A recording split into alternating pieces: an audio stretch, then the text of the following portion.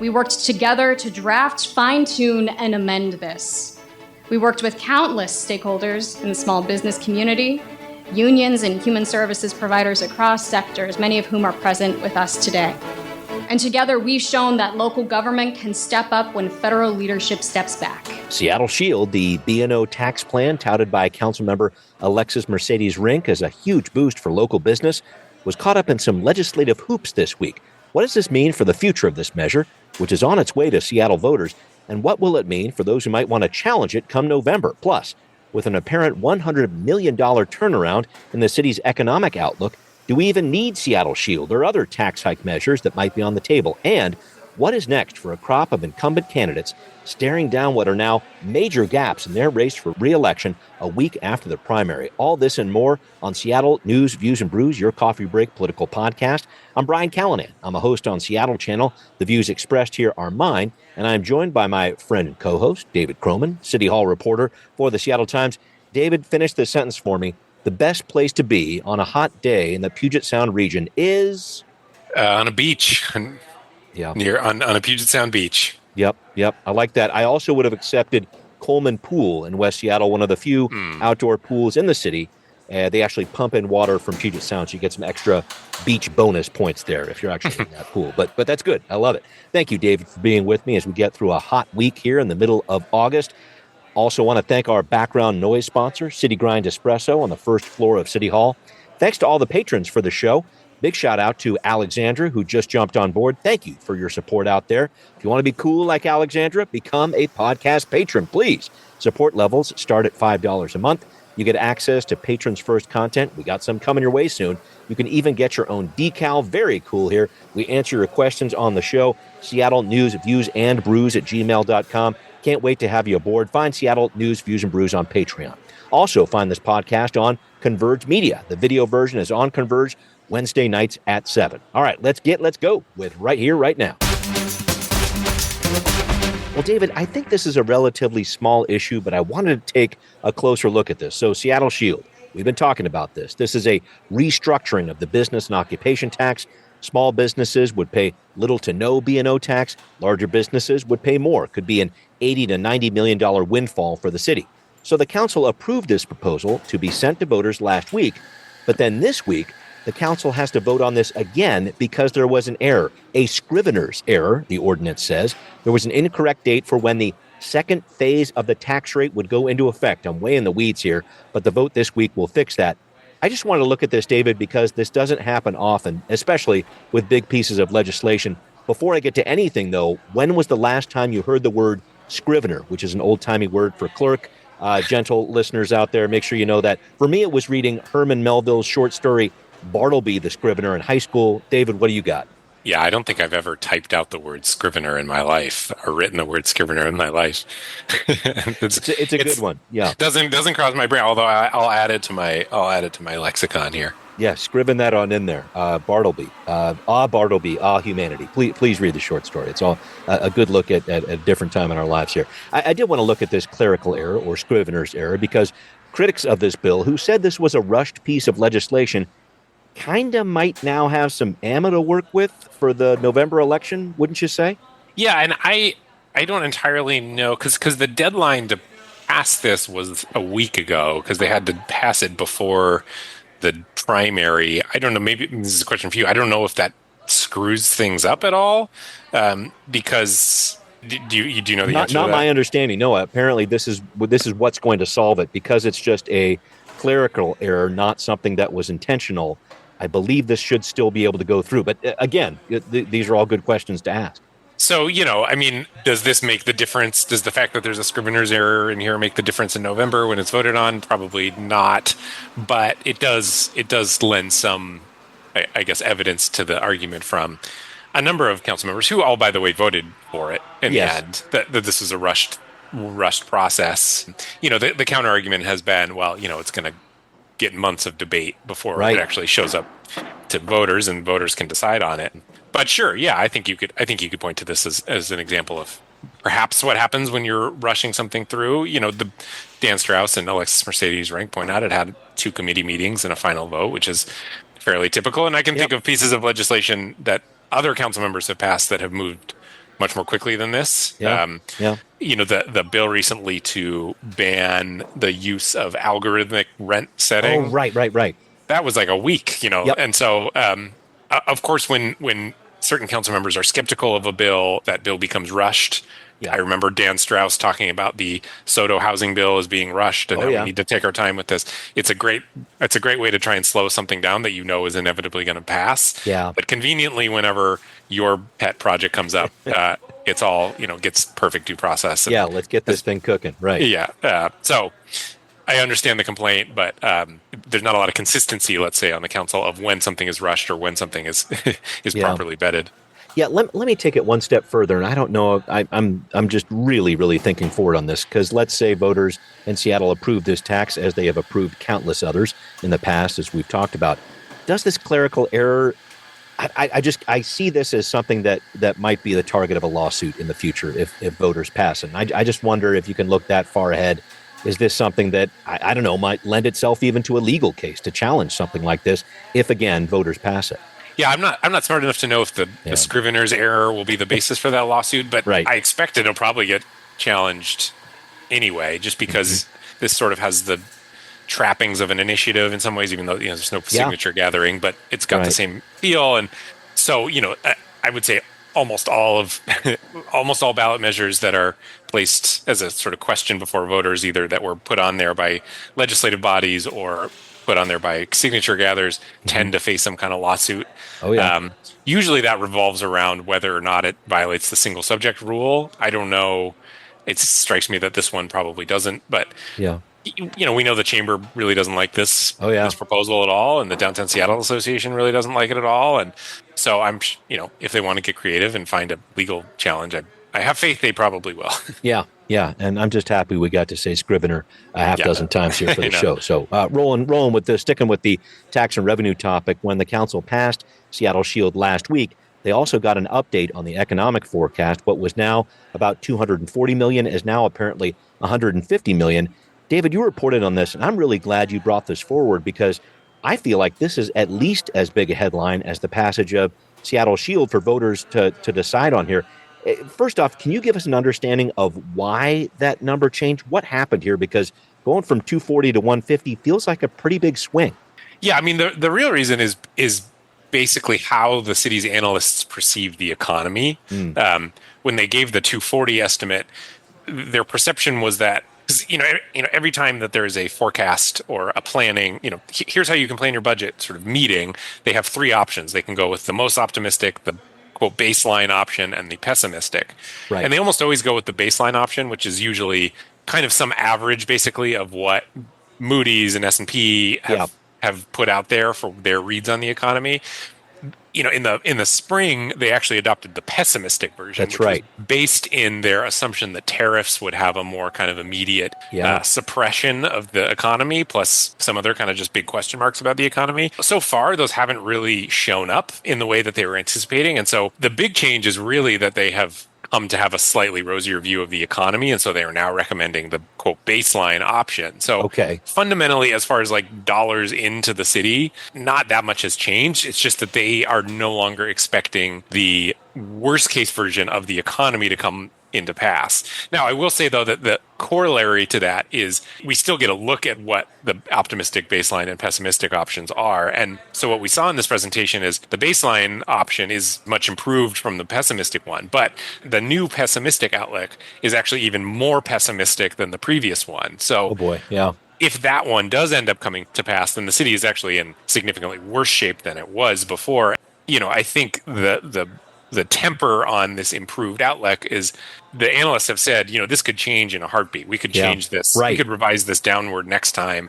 And so their recommendation was, okay, right now we think the baseline option is probably the best way to go, but you should probably budget in a way that anticipates we could change that. And so the headline is good, but on a whole, I would say the economic outlook is not altogether that much better.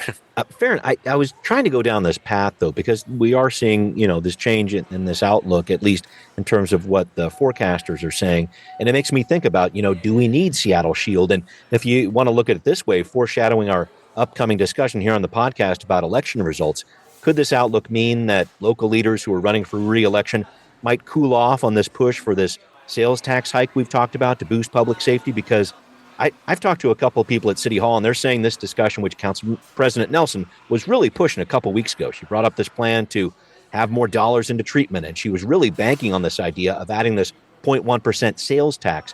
It doesn't seem like it's getting a lot of traction right now. Of course, it's a regressive tax. It's not a progressive priority, and the progressives were pretty loud in the primary. How do you look at the future of that? The state-approved allowance for cities to add this 0.1% sales tax for public safety. Do you think it's going to happen? Does the election change that? Work in that economic outlook too? What do you think?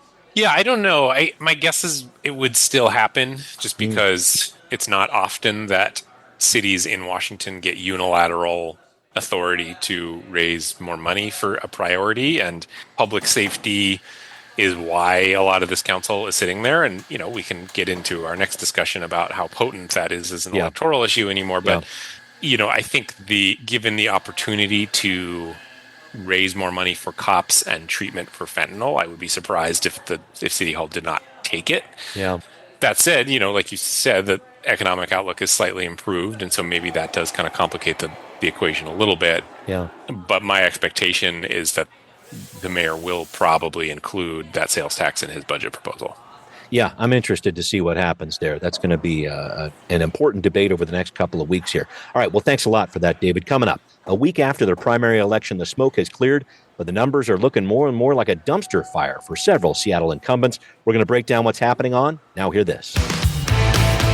Well, catching up on primary election results, the call for change we saw last week has only grown louder for incumbents fighting for their political lives. City Attorney Ann Davison is way behind in her race, 20-plus points now with Erica Evans. The same goes for Council President Sarah Nelson, more than 20 points behind Dion Foster. Mayor Bruce Harrell is now just about 10 points behind in his race with Katie Wilson. And as he told King 5, he has a battle ahead in November. Well, we sort of predicted this. We know all along these are tough races. There's really no easy mayor races. And so we will move to the general, and we have to tell our story. And, the data sort of speaks for itself in terms of what we're doing in Seattle. But people want some change. They want to see the energy. They want to know we're on the right trajectory. And, while I'm running the city, it's sort of hard I say we don't take victory laps. So we'll keep doing the work and be victorious in November. David, you were following all these races I mentioned very closely here, and some others as well. Was the mayor's race the most surprising, or what jumped out at you from the primary results and where we are now a week later? Yeah, I think the mayor's race was the most surprising just because, for a lot of reasons.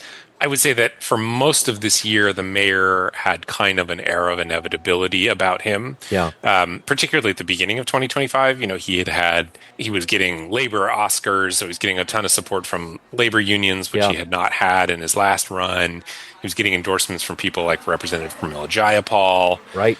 And, frankly, the things that he ran on, which are hiring more cops, cleaning up, bringing down crime, cleaning up streets, keeping encampments out of public view.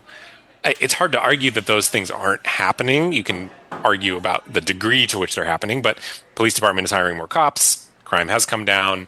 I would say, places like Pioneer Square do see perhaps fewer encampments. And so I think all of that combined kind of gave the sense that, Harrell was going to glide to re-election, but I think we're still kind of parsing through what exactly happened, but it just is such a volatile political moment, particularly if you're in office now. And I think that there is a sense that voters want some kind of narrative for where the city's going, what's going to happen next. I do think that public safety is perhaps not as much the top issue that it was in 2021. I think maybe affordability is overtaking that. And I think Harrell perhaps fell victim to being an incumbent in a really difficult time to be an incumbent because he has to simultaneously acknowledge people's frustration with the current state of things while also telling them that the last 4 years have been great. Right. And that's sort of a discordant thing to argue. And then he had a candidate in Katie Wilson who was delivering a pretty effective narrative that she understood your frustration about how expensive things are and would do something about it. And I don't know that we've heard that as much with Harrell. And so, yes, that was a big surprise to me. Nelson and Davison, I was not particularly surprised that they would be down. I I was surprised by how much they're down. Yeah. And I think it's actually probably worth pointing out that if you take their races at a baseline, Harrell actually like overperformed them by quite a bit. Yeah, that's a which good way to look at it. Sure. I Yeah. think is worth. There is something happening there, and I haven't exactly parsed what, but I just think on a whole, this city hall was elected on specifically public safety and public disorder, and that was really their whole issue. And I think that maybe that people are starting to think about other things beyond that. Yeah, right. And are not satisfied with how the city hall has taken on questions of affordability. Yeah. This city council in particular has taken up issues around, gig work and the minimum wage and issues that were never discussed in last election. And I think that probably derailed things a little bit, changed the conversation to a place that is more friendly to progressives. Yeah.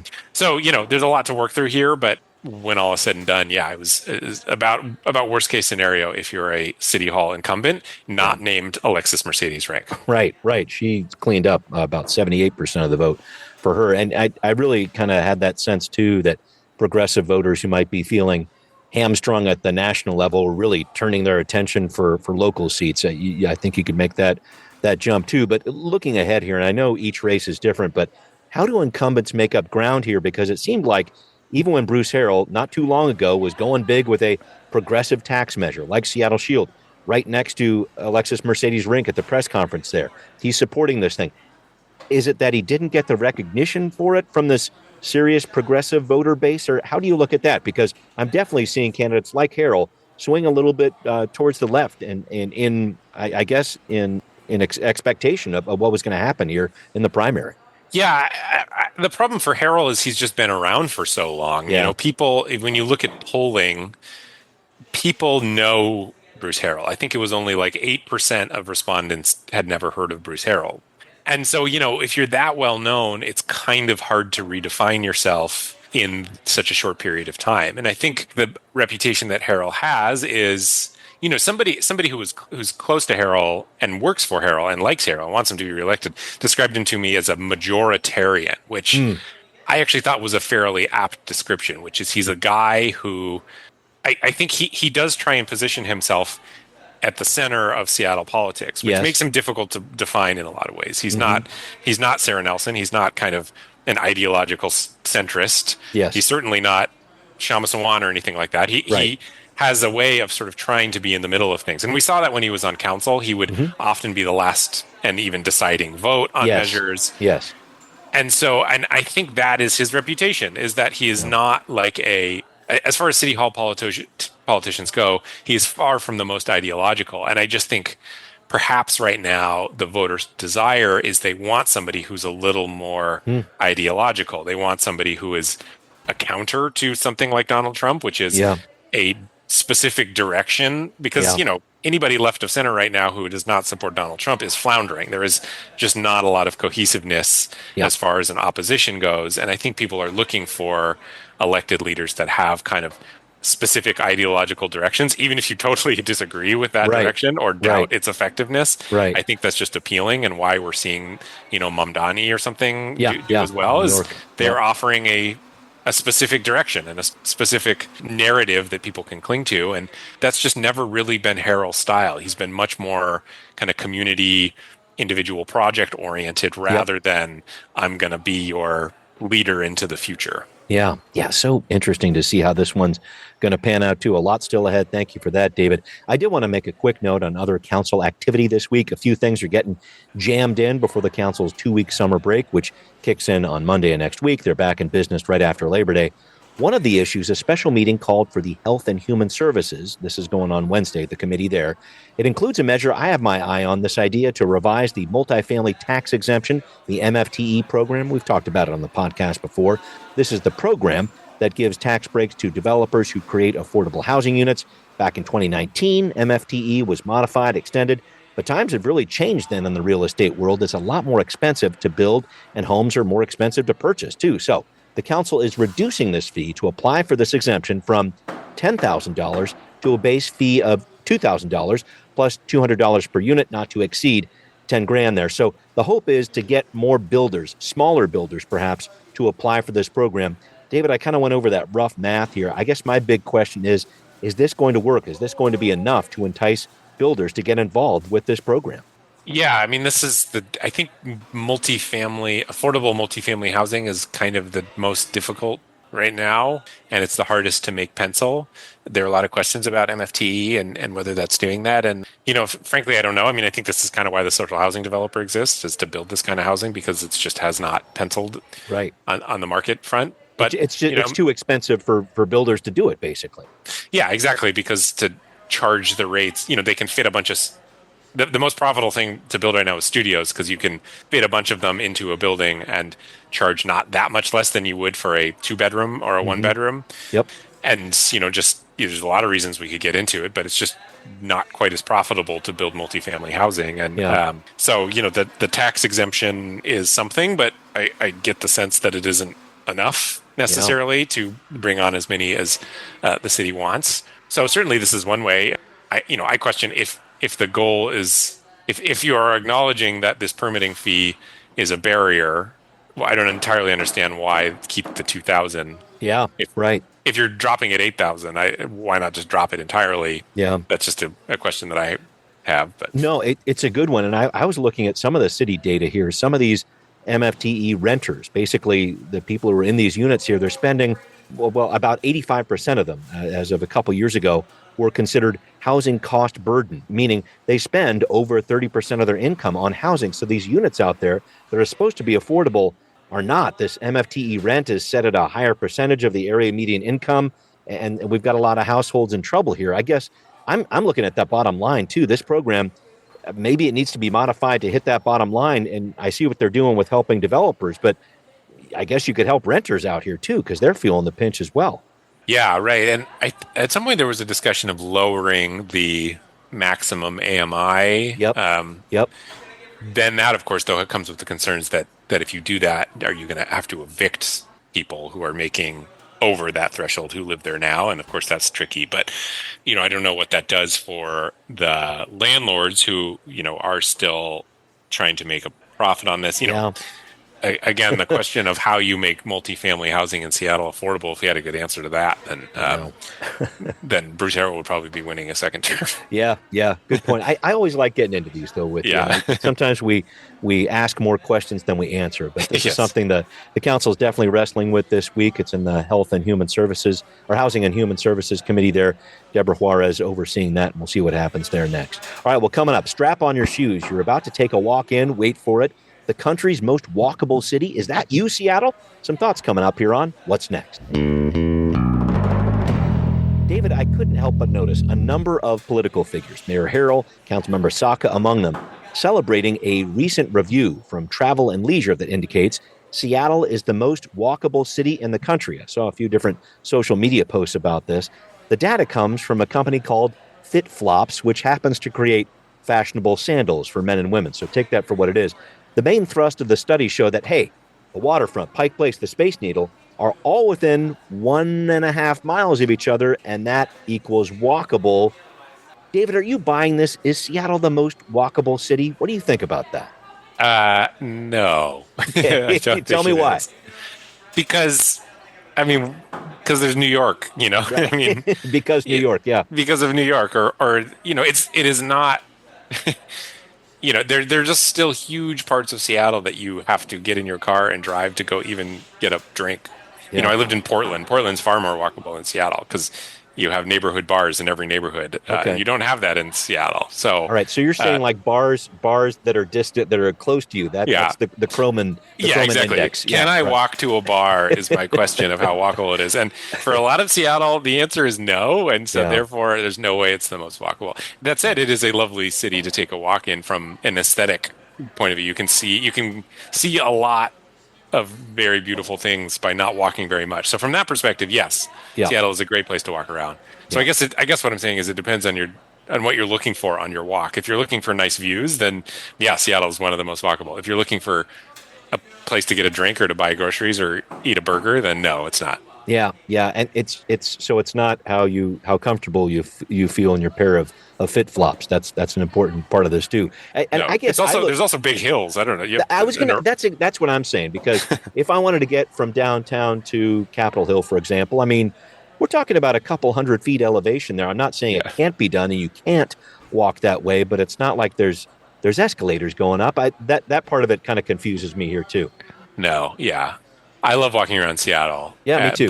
But no, I don't think it's the most walkable. Yeah. All right. Well, we'll see what everyone else thinks. Get out there for a walk, folks. If you want to head to, the waterfront, heading up to Pike Place, heading up to the Space Needle, that walk is beautiful, and I'm glad millions of people are going to be taking that this summer as the waterfront reopens.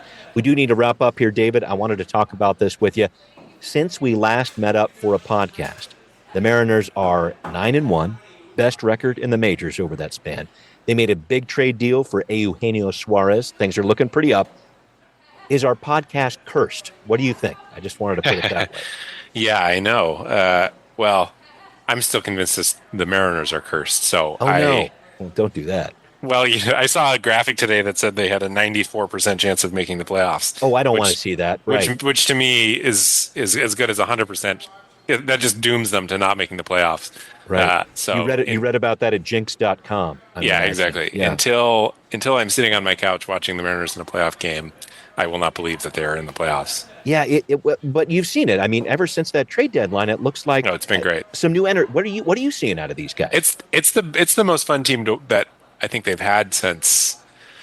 Gosh, I don't remember. I mean, because even in 22 when they went to the playoffs, it was still a kind of frustrating team, and the lineup was not that deep. You know, like the pitching was really good. This is the first time.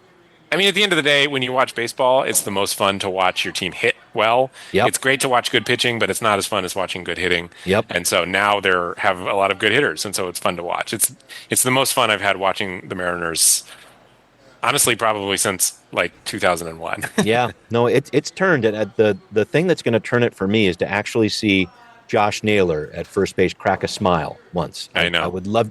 What is that? We've got like resting Josh Naylor face over there. But I appreciate that. You know, they've got Julio and they've got Randy and they could do the smiling for me. Robles and they've got all these really big personalities and you need to have a couple grumps on the field. I love it.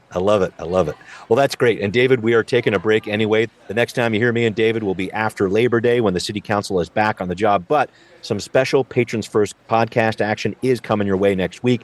David, thank you as always. Stay tuned, everybody. And thanks to everyone who is listening to Seattle News, Views, and Brews, where you can always find out what's brewing in local politics. Thanks again to patrons who support the show. Alexandra, this one's for you. Really appreciate the support there.